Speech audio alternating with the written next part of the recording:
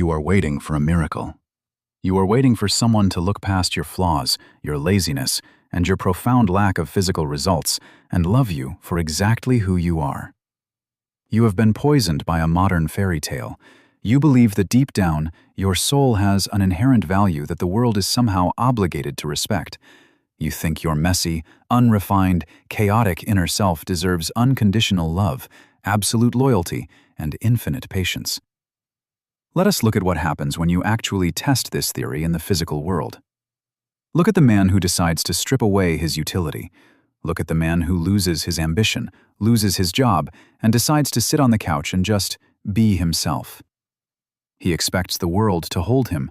He expects his partner to cradle him. He expects his friends to validate him. Watch how quickly the respect vanishes. Watch how quickly the unconditional love turns into quiet contempt, then deep resentment, and finally, absolute, terrifying abandonment. The most brutal, unforgiving truth of human existence is this: the world does not trade in souls. The world does not care about your inner child. The world only respects and only loves your utility. This is core wisdom. If you are ready to kill the romantic delusions, accept the heavy, magnificent burden of your biology, and walk the path of the sovereign, you are in the right place. Subscribe. We build the fortress together.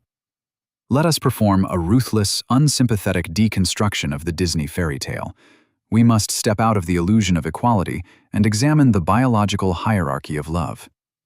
Modern society has successfully convinced you that love is a universal, egalitarian force. It tells you that everyone is entitled to it simply because they have a pulse. The social engineers stand on stages and declare that love should never be transactional. But human beings are not theoretical concepts. We are biological machines. We do not operate on poetic ideals. We operate on millions of years of evolutionary imperatives and primal survival codes. Look at the cold, mechanical reality of nature and human history. Women, children, and pets are loved unconditionally. A dog is loved simply because it wags its tail, breathes, and exists in your house. It does not have to pay the mortgage. It does not have to defend the perimeter. A child is loved unconditionally because it is vulnerable, because it is an extension of the biological lineage, and because it represents the future. Society naturally protects them. The pack surrounds them. They do not have to build an empire or forge a sword to earn their place by the fire. You are a man. You are not a dog, and it is time you realize you are no longer a child. The biological tragedy and the ultimate liberation of the male existence is that you are born with absolutely zero inherent value. You are a blank slate. You are an empty vessel. As a man, you are only loved under the strict, uncompromising condition that you provide something of undeniable value to the pack. You are loved under the condition that you provide security. You are loved under the condition that you can extract resources from a hostile environment. You are loved under the condition that you provide a violent, unyielding barrier between your tribe and the chaos of the outside world. When you stop providing, when you drop your sword, when your utility drops to zero, your value drops to zero. You become a ghost. You become completely invisible to society. You hear this and you feel a deep, agonizing sense of betrayal. You think it is unfair. You scream at the sky, demanding to be loved for your authentic self. You want to be the pet dog. You want to sit by the fire, contribute absolutely nothing to the survival of the pack, and still be petted, validated, and fed. But you are not a pet. You are a draft horse. You are a massive, heavy beast of burden. The farmer does not keep the draft horse because it is cute. He does not keep the draft horse because he enjoys its authentic personality or because he wants to hear about its childhood trauma. He keeps the draft horse, feeds it, and builds a shelter for it exclusively because it possesses the raw, mechanical power to pull a 2-ton plow through the thick, freezing mud. If the horse refuses to pull the plow, if the horse sits in the mud and decides it just wants to be loved for who it is, the farmer does not send it to therapy. The farmer sends it to the slaughterhouse. You must understand the poison of inherent value. You have been infected by the most dangerous, paralyzing concept ever engineered by the modern self-help industry. The therapist looks at you, sitting in the ashes of your mediocrity, and says, "You are enough. You have value just by being you. You do not need to prove anything to anyone." This is not a philosophy of empowerment. It is an anesthetic for losers. It is a psychological pacifier designed to keep you permanently weak, permanently docile, and permanently trapped at the absolute bottom of the power hierarchy. If you believe you are already enough, you will never build the agonizing discipline required to become dangerous. If you believe your value is inherent, you will never endure the terrifying friction required to forge actual, physical leverage in the real world. The universe does not care that you exist. The free market does not care about your heartbeat. The concept of inherent value is a hallucination engineered to make weak men feel comfortable in their stagnation. In the physical realm, value is never given. It is exclusively manufactured. Value is the direct, undeniable mathematical result of your competence. When you walk into a room, the people in that room, your peers, your potential business partners, and especially women, are instantly, subconsciously calculating your utility. They are not looking at your soul. They are scanning your posture, your eyes, your resources, and your history, and they are asking a primal set of questions. Can this man protect me? Can this man elevate my status? Can this man solve my problem? Or is this man a liability who is going to consume my resources? If your answer to those unspoken questions is that you just want to be loved for your personality, you are immediately categorized as a consumer. You are categorized as a parasite. And predators do not respect parasites. They exploit them, or they ignore them completely. You must stop demanding unconditional love from a world that is operating on conditional leverage. Let us examine the most dangerous interface of this delusion. Let us look at your romantic relationships, the place where the lie of unconditional love does the most devastating psychological damage. Society tells you that when you find the right partner, they will love you in sickness and in health, for richer or poorer. You watch the movies, you listen to the songs, and you take this poetic vow entirely literally. You believe it is an ironclad, permanent contract that protects you from the physical consequences of your own stagnation.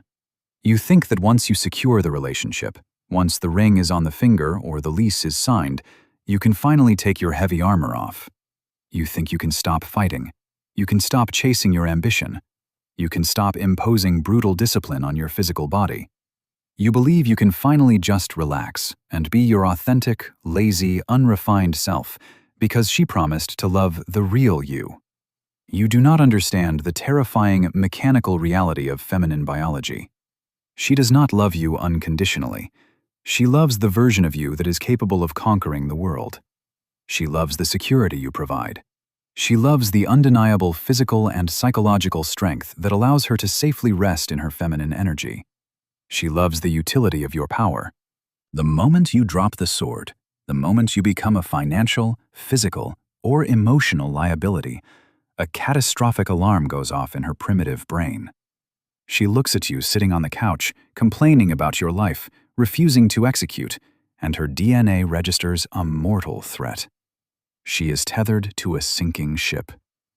Modern progressive society might tell her to stay, to be your therapist, to support your healing journey. But her biology screams at her to evacuate. She will not leave immediately, but the respect will evaporate overnight. The sexual polarity, which requires a foundation of masculine solidity, will be completely neutralized. She will look at you not as a conqueror, but as a dependent. And a woman cannot romantically love a man she pities. Pity is the absolute, permanent destroyer of attraction. You will be relegated to the status of a roommate, or worse, a child that she has to manage. And when she eventually leaves you for a man who is actively enforcing his will on the universe, you will cry that she is shallow. You will call her disloyal. You will write endless journal entries about how you were betrayed because you gave her your heart and she did not love you for who you were. You are wrong. She is operating exactly as nature designed her to operate. She is protecting her future from your incompetence. For a man, romantic love, respect, and loyalty are not permanent states of grace. They are rented properties, and the rent is due every single day. You do not own her respect. You lease it. You pay the rent with your relentless discipline, your capacity to extract resources from the market, and your unyielding stoicism in the face of chaos. If you default on the payment, if you stop providing utility, you are violently evicted from the relationship. This brutal conditionality does not stop at romance. It applies to every single facet of your existence. Look at your friendships. Look at the brotherhood you think is unbreakable. You think your friends love you unconditionally? If you spend the next 5 years complaining, producing absolutely nothing, borrowing money, and dragging them down with your toxic lack of momentum, watch how quickly your unconditional brotherhood dissolves into empty silence. High-value men do not tolerate uselessness. They cannot afford to. A sovereign man protects the perimeter of his circle with lethal prejudice. If you do not bring utility, if you do not bring intellect, resources, strategic value, or at the very least an inspiring, relentless work ethic, you are a breach in the wall. You are a vulnerability. And a sovereign will cut you out of his life without a second of hesitation to protect the integrity of his empire. You want to be loved for your flaws. You want a safe space where your mediocrity is celebrated and your failures are met with a warm hug. There is no safe space. Your flaws are not quirky, endearing personality traits. Your flaws are structural vulnerabilities. They are the exact coordinates the enemy will exploit to destroy you and everyone attached to you. Why should anyone love the exact things that make you weak? Why should a woman respect the anxiety that paralyzes you? Why should a business partner respect the laziness that costs them money? Why should the market reward the procrastination that prevents you from building a product? The modern culture of self-acceptance is a mass psychological suicide pact. It is a group of weak, fragile individuals sitting in a circle, agreeing not to hold each other to any standard of excellence, so they never have to feel the agonizing sting of their own inadequacy. They look in the mirror, they look at their lack of discipline, their lack of wealth, their lack of physical power, and they smile. They say, "I am perfectly fine the way I am. I am enough." They are lying to themselves, and the physical universe will eventually crush them for that lie. When the economic winter comes, when the violence of the real world breaches their comfortable little bubble, their inherent value will not shield them. Their self-love will not pay the mortgage. Their unconditional acceptance will not stop the predator at the door. The sovereign man never accepts himself. The sovereign man is disgusted by his own complacency. He views his flaws not as a core part of his identity to be embraced, but as structural deficits in his armor that must be violently hammered out on the anvil of his own discipline. He does not want to be loved for his weaknesses. He wants to eradicate his weaknesses so completely that the world has no choice but to respect his strength. You must understand that the desire for unconditional love is the desire of an infant. A baby cries, and the mother provides milk, warmth, and safety, asking for absolutely nothing in return. You are attempting to carry the psychological framework of an infant into the battlefield of adulthood. You are wandering through the free market, crying, looking for a surrogate mother to coddle your ego. The market is not your mother. The market is a meat grinder. It will take your tears, it will take your demands for fairness, and it will grind them into dust. Now that we have established the brutal, mechanical reality of conditional love, what do? Do you despair? Do you become a cynic, hating women, hating society, and retreating into a dark, pathetic corner of the internet to complain about how unfair the game is? That is the reaction of a defeated boy. That is the final, pathetic stage of the victim. The sovereign man does not hate the rules of the game. He does not cry about the laws of physics. He masters them. He uses them to build his empire. You must understand the alchemy of the workhorse. When you truly accept that the world only respects your utility, you do not experience depression. You experience a profound, terrifying, absolute psychological liberation. Think about the sheer power of this realization.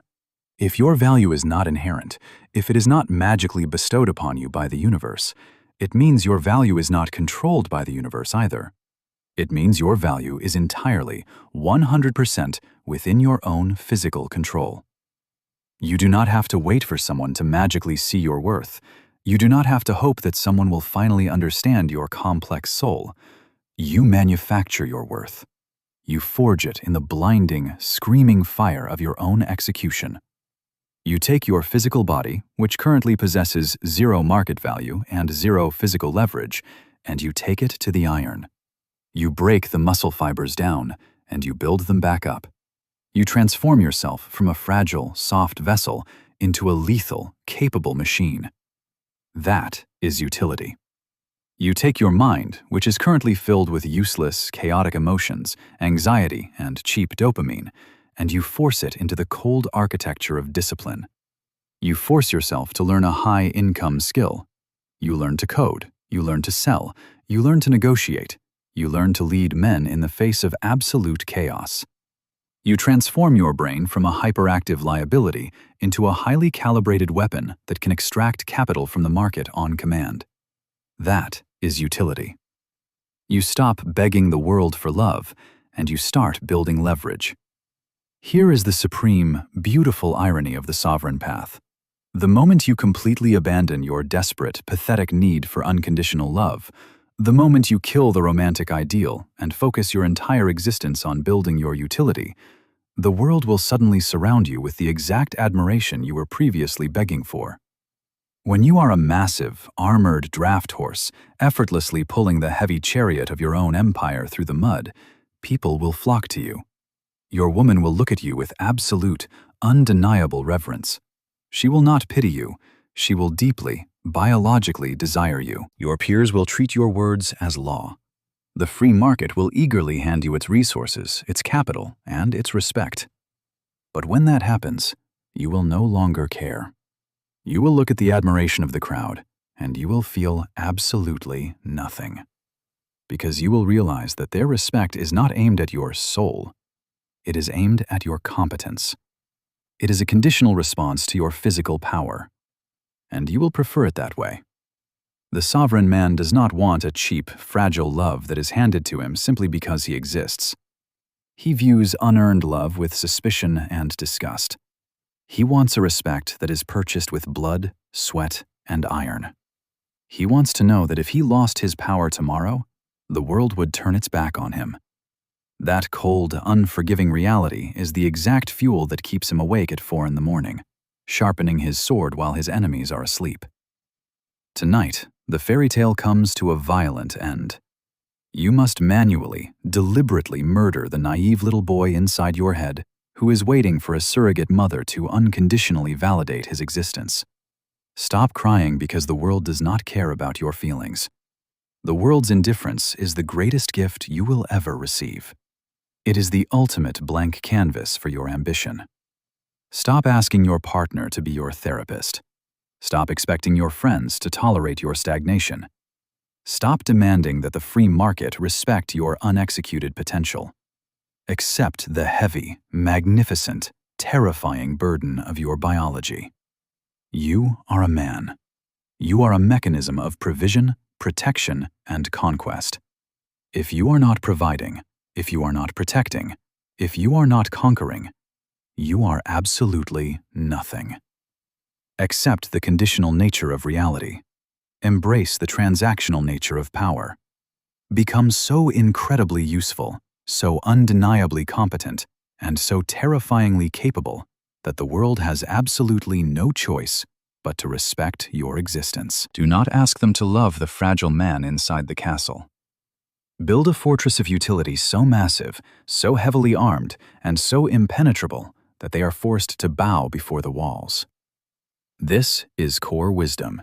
If you are ready to kill the romantic delusion, forge your utility, and walk the path of the sovereign, subscribe. Leave the herd behind.